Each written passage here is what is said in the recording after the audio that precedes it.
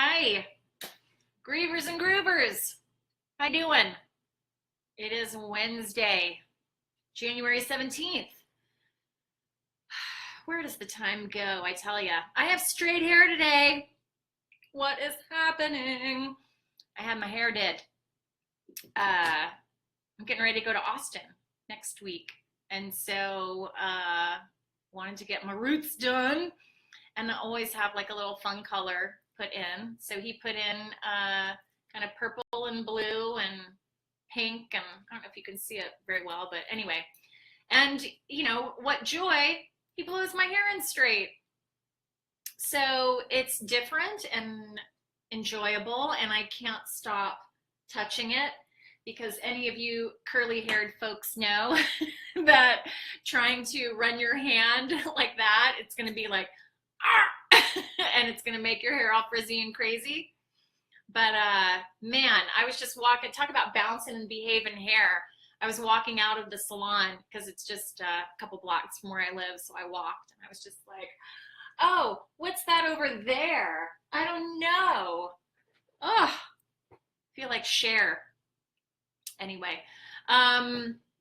but I also kind of like my curly hair. I straightened my hair for a couple years with that Brazilian blowout stuff. It's like a perm in reverse. So it took my naturally curly hair straight.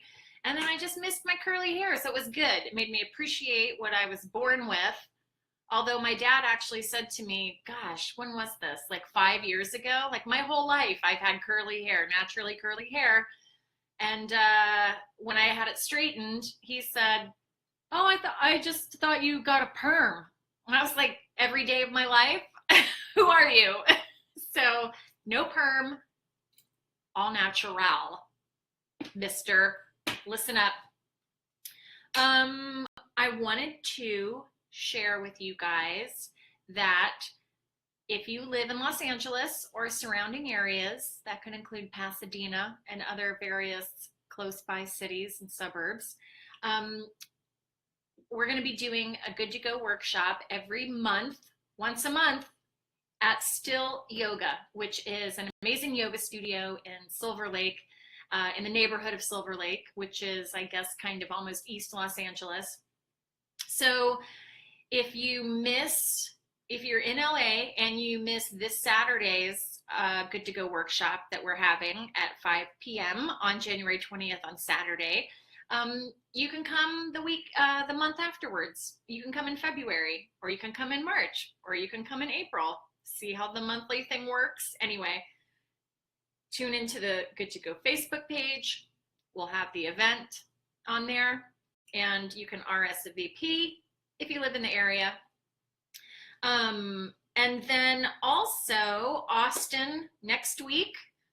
If you guys want to have a Good to Go workshop or party or something there, let me know quick, because once I get on the plane, I'm going to have to like pack a million departure files if you guys, want to do something in Austin. So let me know, because I'm bringing the departure files on as a carry-on. So I need to know how much paperwork to bring.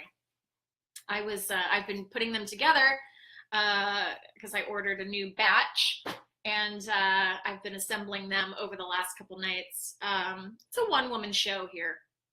So I want to know where you're tuning in from. Hi, Kim McCarthy.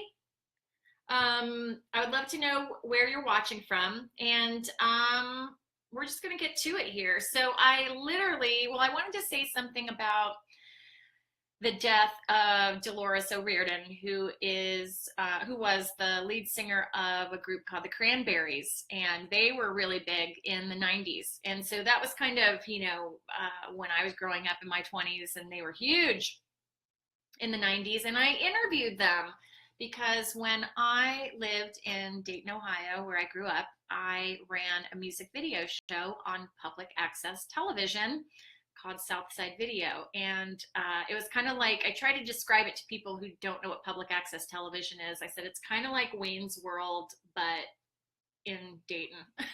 But we weren't in a basement. So I got to interview bands when they would come into town, and the Cranberries came into town. And I don't remember a lot of the interview because I did interview a million bands, and but I do remember that they were opening up for Duran Duran, which was kind of an odd bill at the time because Duran Duran hadn't reached their kind of, you know, new renaissance. But anyway, Dolores O'Riordan, the Cranberries had hits like Linger and Dreams were probably their biggest ones. And man, when I hear the intro to Linger or the intro to Dreams, I'm instantly transported back to the 90s. I mean, music has that beautiful ability. And I was shocked to hear that Dolores had died. And I literally, right before going live, I thought, well, let me just see if there's any new news about how she died because it was under mysterious circumstances. And I was so sad to read that it was from a fentanyl overdose. And that's what Prince died of. And then, of course, that kind of choked me up a little because, you know, my dad was on fentanyl when he was in the hospital, when he was in the ICU. So it was just intense and just so sad. So they think that basically she died from suicide, and that is just heartbreaking to me. But from what I read, she was diagnosed as bipolar in 2015, and you know, had been going through some personal problems, and her marriage had broken up, and her children were living with the father in Canada, and obviously she was just in a really dark place. And oh, you know, it's such a tough thing because when you're that depressed and you're hurting that much, there's almost nothing that anyone can say or do to make you think otherwise. It's almost like your brain is feeding you false information. Your brain is telling you you'll be better off, you know, or your kids would be better off without you, or your friends would be better off without you because you're such a horrible person. And it's just a lot of pain to carry around. And I really feel for her. And her family now obviously are left to pick up the pieces. And that's intense. And man, my heart's going out to all of her family and her kids and everybody who loved her. And it's a loss, you know. But like any kind of celebrity loss, it automatically makes you think about your own mortality, you know. And it's just that's what celebrity deaths do. And just because music is such, especially for me, music is such a huge part of my life, you know, it felt like she was a friend of mine. You know, I listened to her music all of the time in the 90s, and she was part of the soundtrack and part of the tapestry that, you know, my life at that time was all made up from, you know. Just really sad news. And she was 46.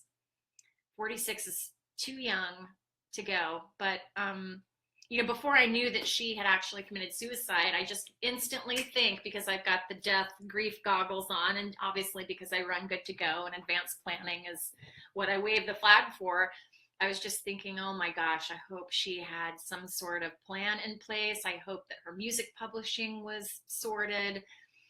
You know, who's the successor to her music publishing, to her royalties, and what does her family, you know, what are they going to do with her stuff and her musical instruments? And I mean, it's just all of the death duties, you know. Now I'm just so keenly aware of those kind of things. And whenever I read that somebody famous has died, that's the first thing I think of. Speaking of death duties, I met up with a British friend, and they were asking me, you know, about, oh, so when did your mom die and what did you do after that? And I was telling her about all the death duties because I basically created Good to Go out of that, out of having to be forced to do these death duties and things like that. And she said, that means something different in England. And I was like, oh, what? You know, and so she said it had something to do with taxes, almost like a duty tax, you know, like duty free, that kind of thing. So, and I was just like, no, I'm talking about death duties as in the tasks that you have to do in order to close out that person's life. And, you know, let's talk about some of the death duties. You know, it's not just body disposition. You know, did that person want to be cremated? Did that person want to be buried? and all of those questions, but it's, canceling out the bills. Um, when I first went to Chicago after my mom passed away and walked into her condo, I knew that, okay, well, she's got an electric bill. What the hell's the name of the electric company in Chicago? And then I had to Google it and figure it out and try to look it up. And that was just one tiny, question. I had to contact all of her doctors. I had to contact her dentist. I had to try to find her hairdresser to let them know why mom wouldn't be coming in anymore. Just all these things you don't think about. And then, I had to call all of her friends, who luckily I knew most of them, but that's a phone call that's super fun. Oh, it was just one of those like, hi, this is Leslie Pickard's daughter, Amy. And they're like, oh my gosh, hi, how are you? How's your mom? And you're just like, you're like, well, she could be better. I can laugh about it now, but at the time, it was just kind of like, well, I have some sad news to share, and just wanted to call you and let you know that, unfortunately, my mom passed away suddenly a couple days ago, and I just am notifying everybody, and then it just goes on from there, and you're just like, oh. So, that's part of the death duties, the things that you have to kind of wrap up. And then, depending on where your loved one lived, and obviously this probably goes more for a loved one that isn't a partner that you didn't live with. There's a great likelihood that you're going to have to clean out their apartment or their house, or handle their business, take care of their businesses. Did the person that died have a storage space that you didn't know about? Did they specify what they wanted done with their furniture?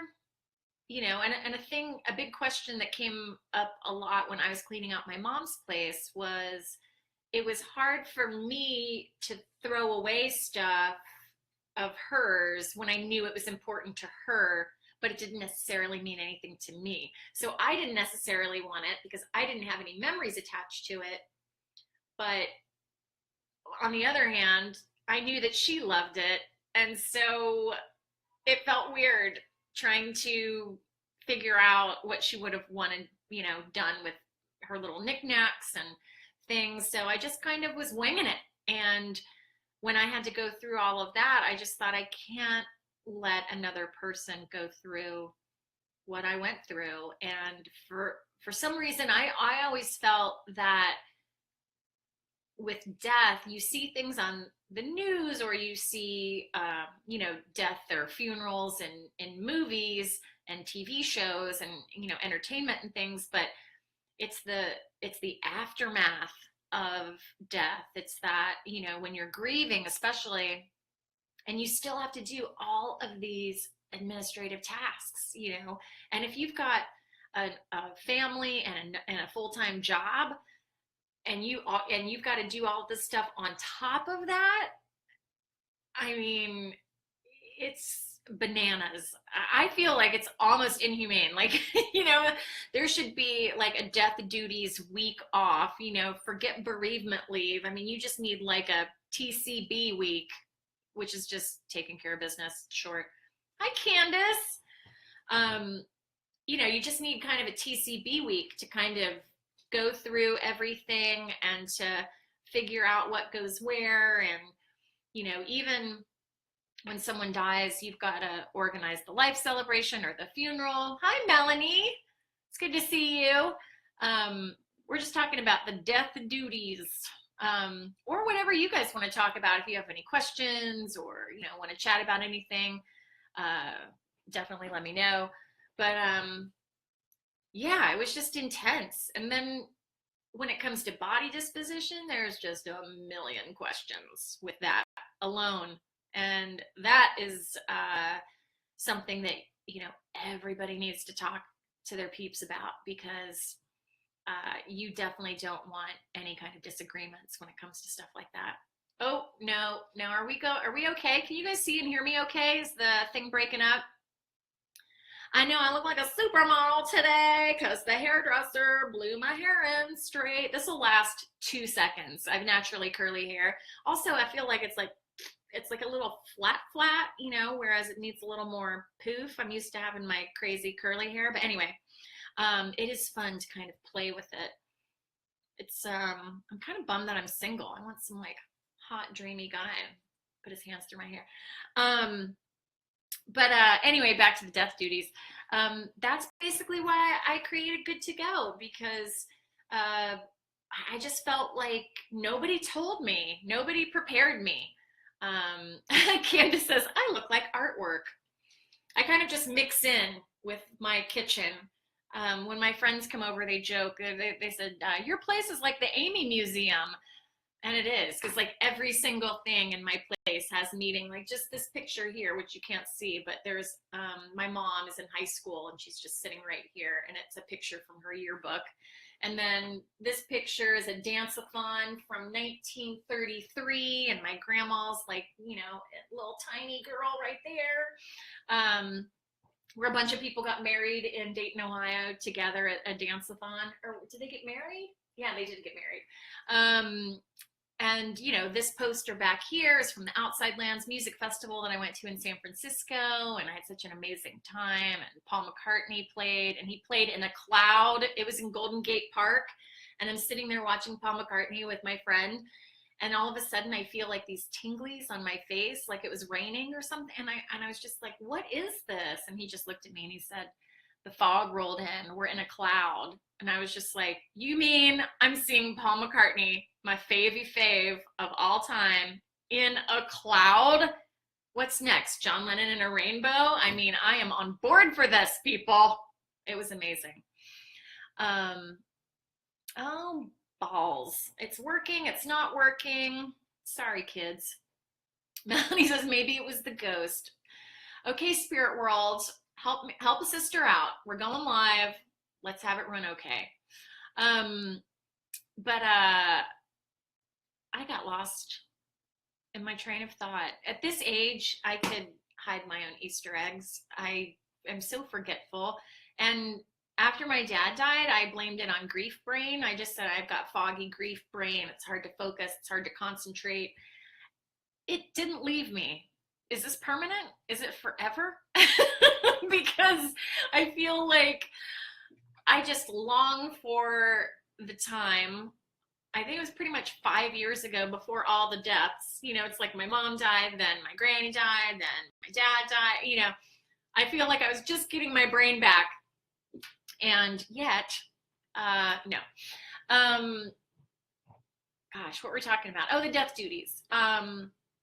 Did you guys have to go through a lot of the death duties? Did you have a lot of clearing out to do, or were you lucky and you had somebody else do it? Maybe like an older sibling, or a sibling that like lived in the same city as one of your parents, or loved ones that passed away or something, you know, any kind of delegation. I'm very jealous. I wish I could have delegated it to someone. And that's what's so hard, especially when you're grieving, is that, you know, you want to be strong when you choose to, not when you have to be, you know. And that was a big thing. It was just like, I'm not, you know, everyone's like, you're so strong, you're so brave. And it's just like, I don't feel strong, I don't feel brave.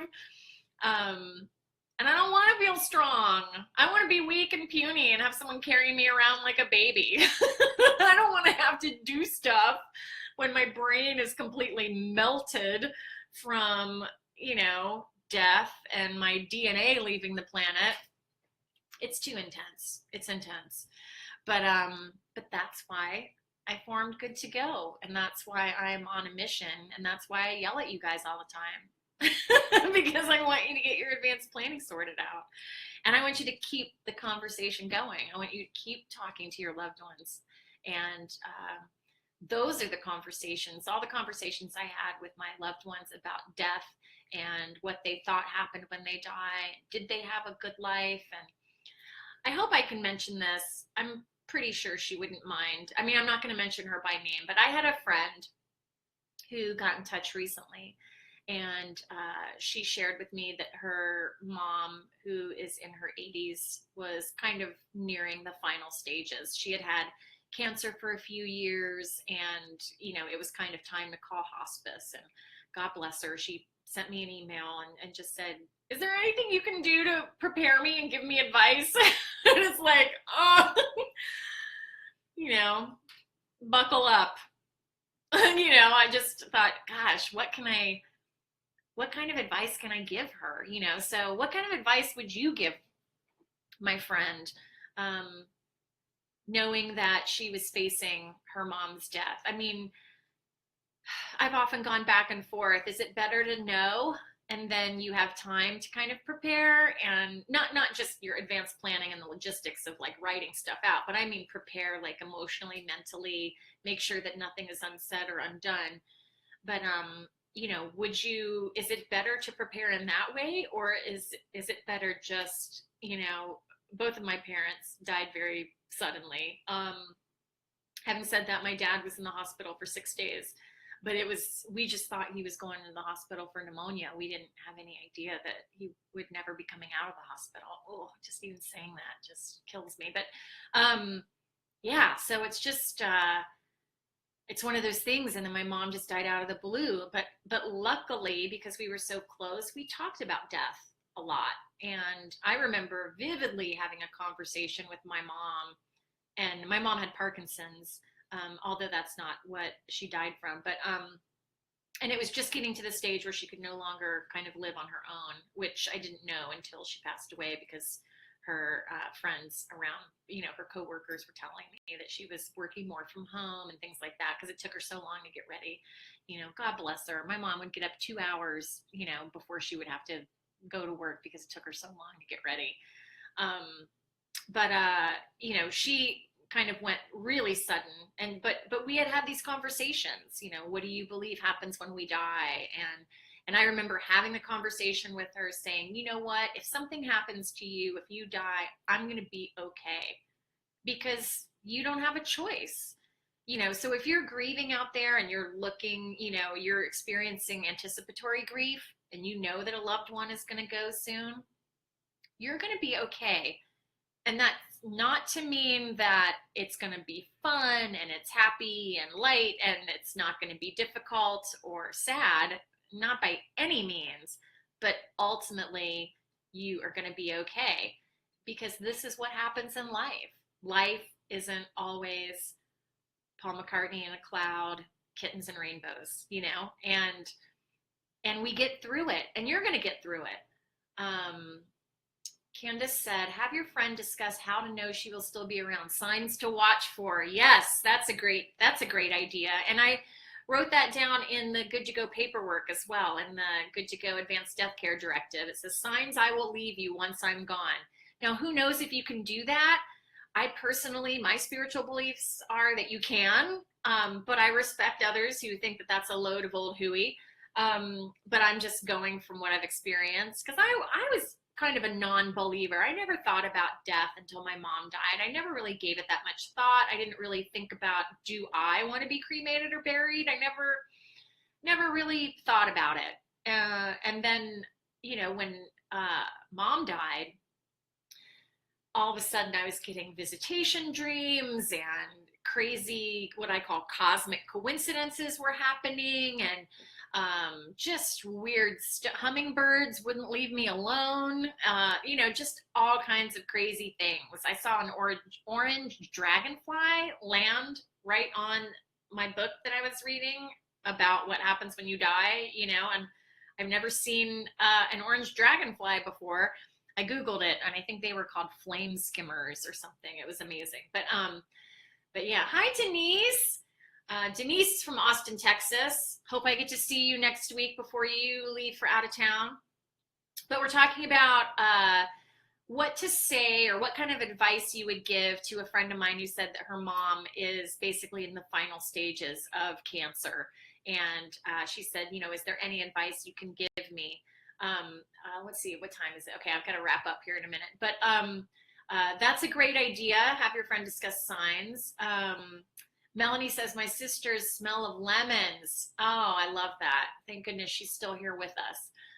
Yeah, I mean, I have a memory, really vivid memory of being with my mom in Florida.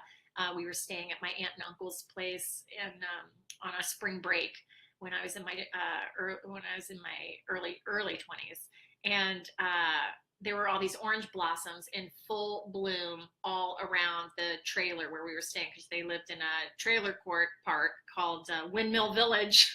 Hey, it was senior-tastic even then. And but we weren't partiers. We just wanted to go for the sun and the food. And I just remember Mom and I to sleep in the same bed, which was a rarity. And oh, the delicious waft of orange blossoms just permeated the room, and it was so glorious. And when Mom and I would go to bed, our heads would hit the pillow, and we're like, it smells so good. And then we'd wake up and be like, oh my God, it smells so good still, you know? And then she would go and cut some and put them in a glass by each of our bedsides, so it smelled even more. So whenever I smell orange blossoms, I just think about my mom. But yeah, what other things was I telling her? I was just advising her to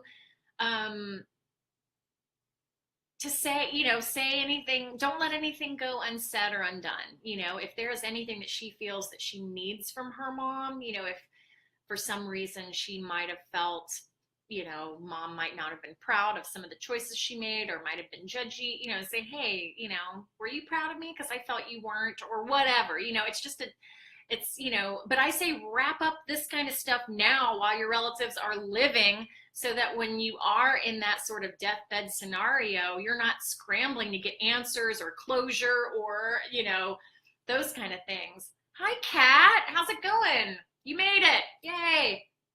Just as I'm about to wrap up. So my question is, should I go even later? Should I start doing Facebook Live at 5 o'clock instead of 4:30? This is Pacific time. So that would be 8 o'clock East Coast time, and then 1 in the morning UK time, or Greenwich Mean Time as they call it. I don't know. Maybe 5 o'clock. We might work on this time thing. Kat's like, I'm wonderful. How are you? I'm doing good. I just went to the hairdresser today to get my roots done, get the gray out, and he blew it in straight, which is just so fun to mess with. But this will not last 2 seconds, especially if it happens to rain. I mean, I'm lucky because I live in Los Angeles, so it's probably not going to. But any kind of moisture or humidity, it would be like, hi, Denise. Denise says my hair is fab. I know. No, thank you. That's very nice. It's fun. It's fun, isn't it? And what I hate is when my friends see it and they're like, oh my God, it's so amazing. You have to do that like every day. And I'm just like, well, first of all, no, I can't blow dry my hair straight every single day. It would take me an hour and a half. And then I would have to get a flat iron, you know, whereas with curly hair, I take a shower and that's pretty much it. So I'm not going to put 2 hours into my hair. I love you, but no.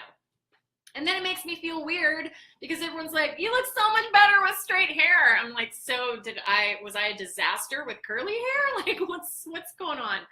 But yes, it is fun. And I am still, I mean, this is newsflash, everybody. I know all of you are on the edge of your seats. I'm still going to yoga. Boop, boop, boop, boop. I almost have, should I do it? I almost have the beginnings of a baby gun. You see that? Like a little gun show, like a little baby gun show, just very tiny. I should have like shaded some blusher right in there to make it more defined. But anyway, I'm getting stronger and I'm able to do poses that I wasn't able to do when I first started out. So that's really great. So if you're grieving and grooving out there, you know, just get your shoes on and go and do the thing, because it's hard. I mean, I literally, with every class, I'm still like incredibly sore. I take baths with Epsom salts, you know, but it's really, really, it's really good. Oh no, Denise says there's some kind of weird thing going on with the graphics, but I'm digging it. So that basically means that the Wi-Fi is weird and that spirit is interfering and that it's some kind of jumbled psychedelic, like you're on mushrooms watching this Facebook Live. So apologies for the technical crap, basically. I am on Instagram and Twitter, and I would love if you guys were on Instagram and following me too. It's at Good to Go Peace, and we are wrapping up. I would love to know if you're watching this not live and you're watching this further down the line, if you have any suggestions or tips to help my friend whose mom is dying, any kind of advice you can give her. I told her to take a picture of her holding her mom's hand. It was a spur of the moment thing when my dad was in the hospital, and I just felt like I wanted a picture of my hand with his hand.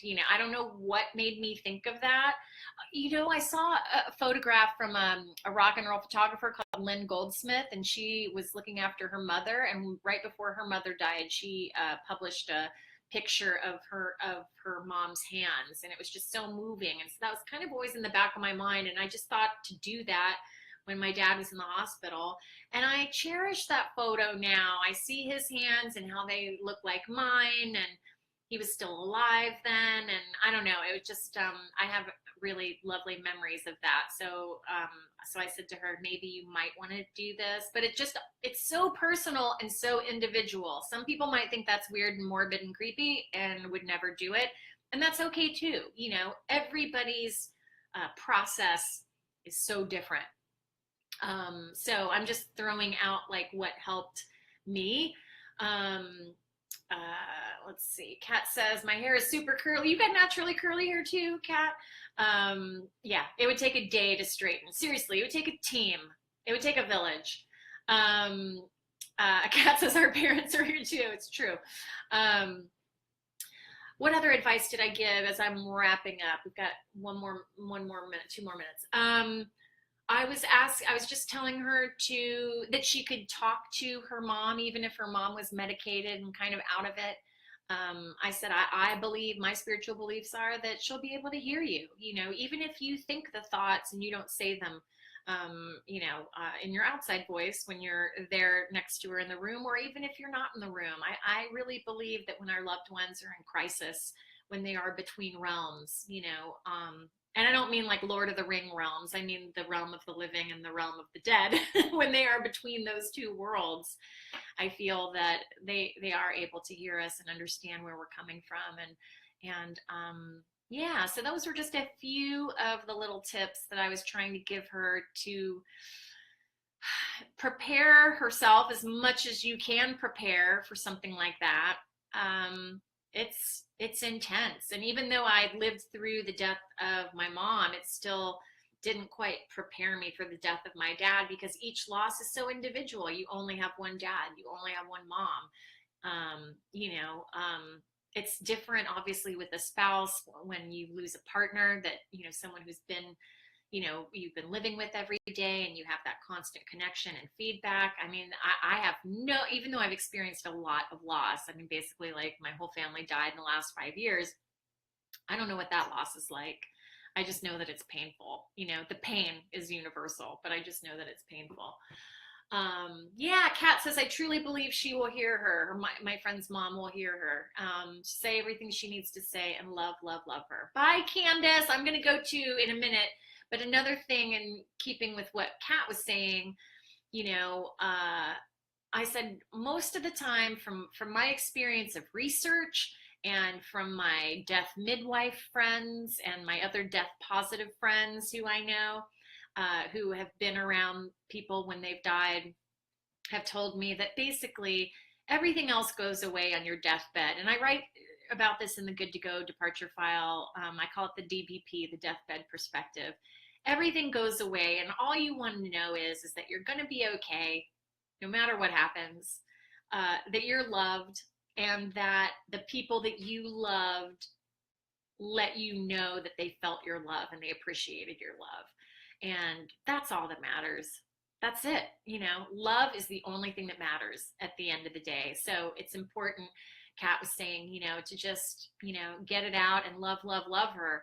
And, you know, and oh, and one more thing before we go, I also was saying to her, you know, it's okay if you're not there when your mom passes. I feel that your mom's soul will dictate when it's time for her to go, whether it's with all of the family gathered around or when the family go down to the cafeteria to have a piece of cake and a cup of coffee or something. You know, I said, don't feel guilty or you know, angry at yourself if you weren't there, if you're not going to be there the moment your mom's soul transitions, because maybe she didn't want you to be there. And also, you were there her whole life while she was alive.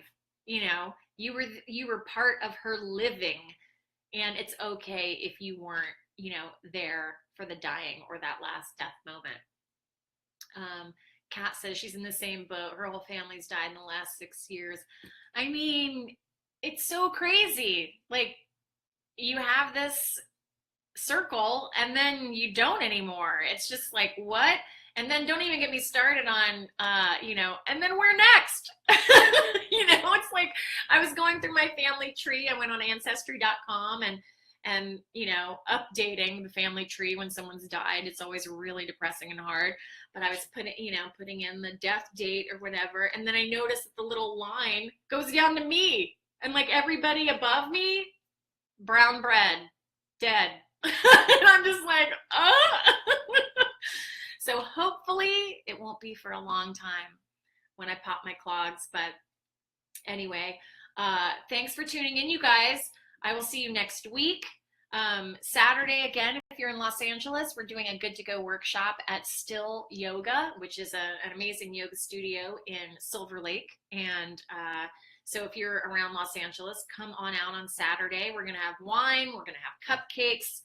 We're going to have advanced planning. We're going to have some laughs and just trying to make a hard, kind of intimidating topic a little more accessible and a little easier. And I'll have curly hair next time you see me.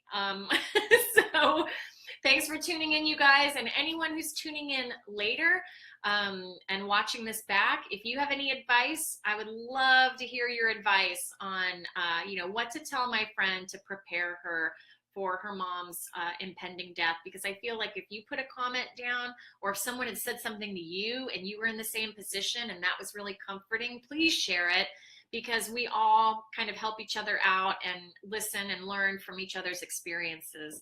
So have a good rest of your week, and I hope you guys are good to go, and I will talk to you next week. All right, bye Kat, bye Melanie, bye Denise, bye everybody, take care, bye.